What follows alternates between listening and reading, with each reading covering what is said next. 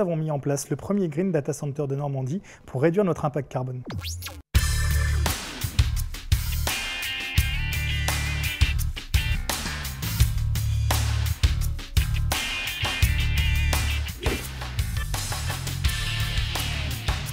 Il s'agit en fin de compte d'un centre d'hébergement de données sur Internet permettant aux utilisateurs de stocker tous leurs outils Internet chez nous avec une optimisation de la gestion énergétique pour l'exploiter dans les meilleures conditions. Nous sommes le seul data center en Normandie. Il existe très peu de data centers du reste en France qui exploitent ces logiques énergétiques et les gens maintenant commencent à se projeter dans les nouvelles constructions, à orienter effectivement leurs bonnes pratiques pour pouvoir optimiser cette fonctionnalité.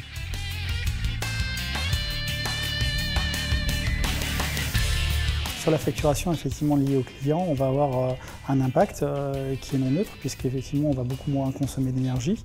C'est important pour nous d'être reconnus effectivement sur cette partie développement durable et démarche parce que ça veut dire que l'informatique qui est quand même un métier relativement sale ou vu effectivement comme très pollueur peut montrer aujourd'hui qu'il est possible de fonctionner autrement. Donc ça c'est la première chose. Second point, on va pouvoir continuer nous à évoluer dans nos projets et donc mettre en place un système de chauffage, de récupération de chaleur qui nous permettra de nous chauffer également avec cette chaleur mais aussi les locaux de nos voisins.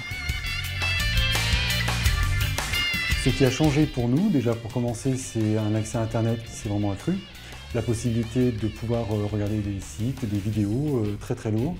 Ce qui a aussi beaucoup changé notre vie, c'est la possibilité d'envoyer des documents très volumineux.